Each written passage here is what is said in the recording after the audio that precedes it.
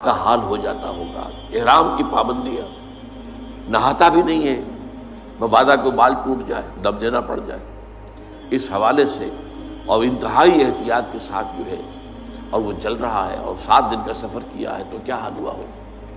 کپڑے میلے بوسیدہ، احرام میلا اور بوسیدہ ہو گیا ہوگا، بالوں کے اندر جو ہے وہ پراگندہ ہوں گے بال، اب اس کے اندر جو ہے وہ چونکہ کوئی نہ کوئی تیل ڈالا گیا، نہ خوشبو ڈالی گئی، نہ اسے انہیں جو ہے دھویا گیا، تو فرمایا ثم ذکر الرجل یطیل السفر اشعث اغبر، بال پراگندہ بھی ہے اور غبار آلود بھی ہے، اونٹوں پر سفر کیا ہے، اور ظاہر بات ہے کہ قافلہ جب چلتا ہے اونٹوں کا تو اگلا اونٹ جو ہے وہ جو خاک اڑاتا ہے وہ پچھلے اونٹ کی سواری کے اوپر آئے گی لازمت۔ گھوڑے جب دوڑتے ہیں تو ان کے سموں سے جو اڑنے والی خاک ہے وہ ظاہر بات ہے کہاں جاتی ہے، سواروں پر بھی آتی ہے۔ یمد یدیہ الی السماء، وہ اپنے دونوں ہاتھ اٹھاتا ہے آسمان کی طرف، یا رب یا رب، اے میرے پروردگار اے میرے پروردگار۔ اب اس میں میرے سامنے جو نقشہ آتا ہے وہ تو جبل رحمت، اب وہاں پہنچنے کے لیے لوگ بڑی محنتیں کرتے ہیں، یہ کہ وہ چھوٹی سی پہاڑی ہے، اس پر جانے کے لیے، اور وہ کہیں سب سے اونچی چوٹی پر پہنچ کر پشت ہاتھ اٹھا کر کھڑا ہے، یمد یدیہ الی السماء یا رب یا رب۔ یا فرض کیجئے کہ وہ بیت الحرام میں ہے، مسجد حرام میں ہے، خاص خانہ کعبہ کے سامنے پکار رہا ہے اللہ، وَمَطْعَمُهُ حرام، حال یہ ہے کہ جو اس کا کھایا ہوا ہے پیٹ میں وہ حرام ہے، وَمَشْرَبُهُ حرام، اور جو اس کا پیا ہوا ہے وہ بھی حرام ہے، وَمَلْبَسُهُ حرام، اور جو اس کا لباس ہے احرام، بہت قیمتی تولیوں کا وہ جو احرام ہے وہ بھی حرام کی کمائی سے آیا۔ وَغُذِيَ بِالْحَرَامِ، یہ سب سے آخری ٹکڑا سب سے اہم ہے، حرام کے ذریعے ہی غذا پائی ہے اس نے، اس کا تن و توش جو بنا ہوا ہے وہ حرام کی غذا سے بنا ہوا ہے۔ فَأَنَّىٰ يُسْتَجَابُ لِذَٰلِكَ، تو اس شخص کی دعا کیسے قبول ہے؟ قبولیت دعا کے اندر سب سے بڑی رکاوٹ عقل حرام، آپ دعا کرتے رہے اللہ سنے گا ہی نہیں۔ اَنَّىٰ يُسْتَجَابُ لِذَٰلِكَ، کہاں سے، کیسے، قبول کیسے ہو؟ وہ تو تم خود اپنی اس دعا کے راستے میں سب سے بڑی رکاوٹ ہو۔ تم اپنی آمدنی کا جائزہ لو، غور کرو، اس میں کمائی کے اندر کوئی حرام تو شامل نہیں ہے، کوئی ناجائز طریقہ تو شامل نہیں ہے، کوئی براہ راست سود کا عنصر تو نہیں ہے، بالواسطہ سود جو ہے وہ تو نہ میں بچا ہوا ہوں نہ آپ بچے ہوئے ہیں، پورا ہمارا معاشی نظام جو ہے وہ سود پر مبنی ہے۔ ایک گندم کا دانہ بھی ہم کھاتے ہیں تو اس میں سود ہے، اس کے لیے بیج خریدا گیا سودی قرضے پر، اس کے لیے فرٹیلائزرز خریدے گئے سودی قرضے پر، اس کے لیے پیسٹی سائڈز خریدے گئے سودی قرضے پر، ٹریکٹر خریدا گیا سودی قرضے پر، تو ایک ایک دانے میں سود ہے، وہ سود تو میرے اندر جا ہی رہا ہے، اس کے بغیر تو چارہ نہیں ہے۔ یا ہوا میں، جیسے کہ حضور نے فرمایا صلی اللہ علیہ وسلم کہ ایک زمانہ آئے گا کہ چاہے کوئی شخص سود کھائے گا نہیں، لیکن سود کا غبار یا دھواں، غبار یا دخان کا لفظ ہے دھواں، اس کے اندر ضرور جائے گا۔ فرض کیجئے کہ فضا کے اندر ڈسٹ سسپینشن ہو گئی ہے، گردہ ہے، اب ظاہر بات ہے سانس تو آپ کو لینا ہے، سانس تو لینا چھوڑ نہیں سکتے، آپ مر جائیں گے، کیسے ہوگا؟ سانس کے ساتھ غبار لازم بن جائے گا، اندر پھیپھڑوں میں جائے گا، کوئی آپ کو روکنے کا کوئی ذریعہ آپ کے پاس نہیں ہے۔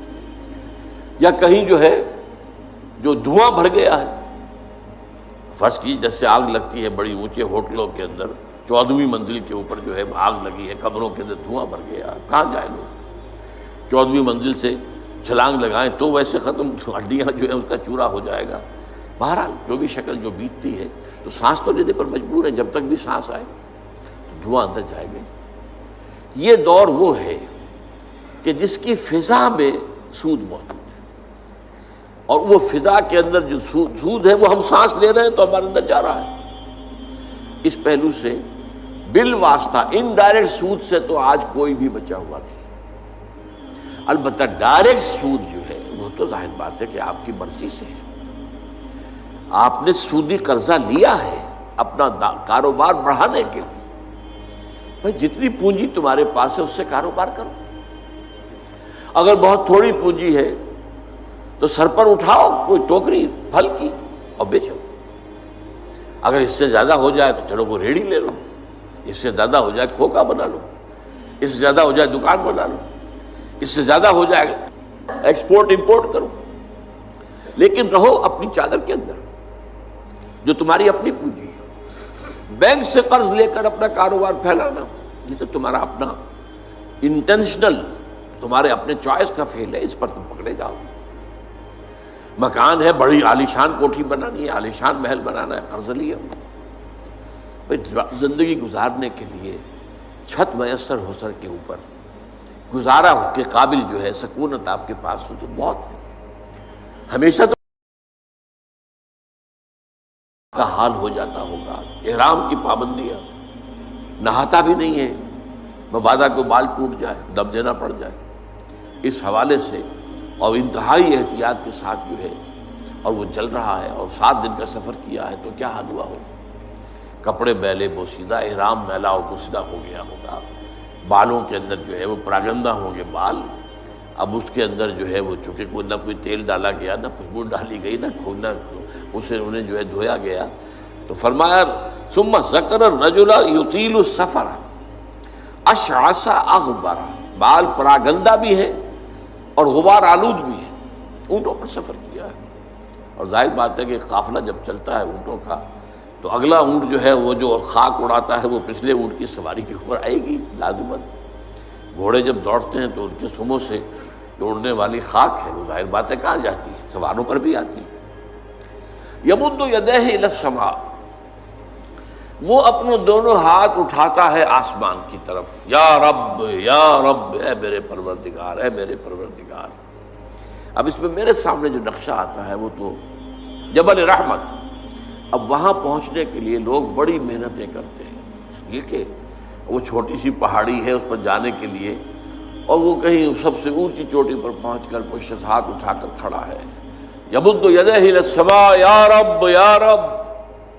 یا فرض کیجئے کہ وہ بیت الحرام میں ہے، مسجد حرام میں ہے، خاص خانہ کعبہ کے سامنے پکار رہا ہے اللہ. وَمَطْعَمُهُ حَرَامٌ،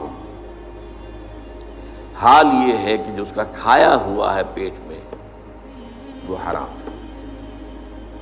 وَمَشْرَبُهُ حَرَامٌ، اور جو اس کا پیا ہوا ہے وہ بھی حرام ہے. وَمَلْبَسُهُ حَرَامٌ، اور جو اس کا لباس ہے احرام بہت قیمتی تولیوں کا وہ جو احرام ہے وہ بھی حرام کی کمائی سے آیا. وَغُذِيَ بِالْحَرَامِ، یہ سب سے آخری ٹکڑا سب سے اہم ہے. حرام کے ذریعے ہی غذا پائی ہے اس نے. اس کا تن و توش جو بنا ہوا ہے وہ حرام کی غذا سے بنا ہوا ہے. فَأَنَّىٰ يُسْتَجَابُ لِذَٰلِكَ، تو اس شخص کی دعا کیسے قبول ہو؟ قبولیت دعا کے اندر سب سے بڑی رکاوٹ عقل حرام. آپ دعا کرتے رہے اللہ سنے گا ہی نہیں. انا یستجاب، کہاں سے کیسے قبول کیسے ہو؟ وہ تو تم خود اپنی اس دعا کے راستے میں سب سے بڑی رکاوٹ ہو. تم اپنی آمدنی کا جائزہ لو، غور کرو. اس میں کمائی کے اندر کوئی حرام تو شامل نہیں ہے، کوئی ناجائز طریقہ تو شامل نہیں ہے، کوئی براہ راست سود کا عنصر تو نہیں ہے. بالواسطہ سود جو ہے وہ تو نہ میں بچا ہوا ہوں نہ آپ بچے ہوئے. پورا ہمارا معاشی نظام جو ہے وہ سود پر مبنی ہے. ایک گندم کا دانہ بھی ہم کھاتے ہیں تو اس میں سود ہے. اس کے لیے بیج خریدا گیا سودی قرضے پر، اس کے لیے فرٹیلائزرز خریدے گئے سودی قرضے پر، اس کے لیے پیسٹی سائڈز خریدے گئے سودی قرضے پر، ٹریکٹر خریدا گیا سودی قرضے پر. تو ایک ایک دانے میں سود ہے. وہ سود تو میرے اندر جا ہی رہا ہے، اس کے بغیر تو چارہ نہیں ہے. یا ہوا میں، جیسے کہ حضور نے فرمایا صلی اللہ علیہ وسلم کہ ایک زمانہ آئے گا کہ چاہے کوئی شخص سود کھائے گا نہیں لیکن سود کا غبار یا دھواں، غبار یا دخان کا لفظ ہے دھواں، اس کے اندر ضرور جائے گا. فرض کیجئے کہ فضا کے اندر ڈسٹ سسپینشن ہو گئی ہے، گردہ ہے، اب ظاہر بات ہے سانس تو آپ کو لینا ہے، سانس تو لینا چھوڑ نہیں سکتے، آپ مر جائیں گے، کیسے ہوگا؟ سانس کے ساتھ غبار لازم بن جائے گا، اندر پھیپھڑوں میں جائے گا، کوئی آپ کو روکنے کا کوئی ذریعہ آپ کے پاس نہیں ہے۔ یا کہیں جو ہے جو دھواں بھر گیا ہے، فرض کی جیسے آگ لگتی ہے بڑی اونچے ہوٹلوں کے اندر، 14ویں منزل کے اوپر جو ہے آگ لگی ہے، کمروں کے اندر دھواں بھر گیا، کہاں جائے لوگ؟ 14ویں منزل سے چھلانگ لگائیں تو ویسے ختم، ہڈیاں جو ہے اس کا چورا ہو جائے گا۔ بہرحال جو بھی شکل جو بیتتی ہے، تو سانس تو لینے پر مجبور ہے، جب تک بھی سانس آئے تو دھواں اندر جائے گا۔ یہ دور وہ ہے کہ جس کی فضا میں سود موجود ہے، اور وہ فضا کے اندر جو سود ہے وہ ہم سانس لے رہے ہیں تو ہمارے اندر جا رہا ہے۔ اس پہلو سے بالواسطہ انڈائریکٹ سود سے تو آج کوئی بھی بچا ہوا نہیں، البتہ ڈائریکٹ سود جو ہے وہ تو ظاہر بات ہے کہ آپ کی مرضی سے ہے، آپ نے سودی قرضہ لیا ہے اپنا کاروبار بڑھانے کے لیے، بھائی جتنی پونجی تمہارے پاس ہے اس سے کاروبار کرو، اگر بہت تھوڑی پونجی ہے تو سر پر اٹھاؤ کوئی ٹوکری پھل کی اور بیچو، اگر اس سے زیادہ ہو جائے تو چلو وہ ریڑھی لے لو، اس سے زیادہ ہو جائے کھوکا بنا لو، اس سے زیادہ ہو جائے دکان بنا لو، اس سے زیادہ ہو جائے ایکسپورٹ امپورٹ کرو، لیکن رہو اپنی چادر کے اندر جو تمہاری اپنی پونجی ہے۔ بینک سے قرض لے کر اپنا کاروبار پھیلانا یہ تو تمہارا اپنا انٹینشنل، تمہارے اپنے چوائس کا فیل ہے، اس پر تم پکڑے جاؤ۔ مکان ہے، بڑی عالیشان کوٹھی بنانی ہے، عالیشان محل بنانا ہے، قرض لیا، زندگی گزارنے کے لیے چھت میسر ہو سر کے اوپر، گزارا کے قابل جو ہے سکونت آپ کے پاس ہو تو بہت ہے۔ ہمیشہ تو